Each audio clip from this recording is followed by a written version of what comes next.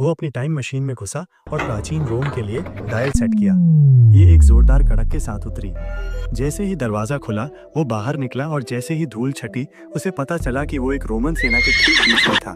एक सैनिक ने उसका हाथ पकड़ लिया, लेकिन वो अपनी घड़ी पीछे छोड़कर बाहर निकलने में कामयाब रहा।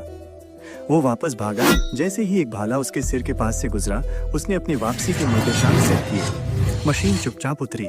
जैसे ही दरवाजा खुला, उसने कुछ नहीं देखा सिवाय भूरे आसमान और मृत पेड़ों के। उसके पीछे खंडहर में एक शहर था। एक विशाल मूर्ति राख में आधी दबी हुई थी। वो एक सम्राट था जिसका एक हाथ जमीन से बाहर निकल रहा था और उसकी कलाई पर एक घड़ी थी। उसकी घड़ी।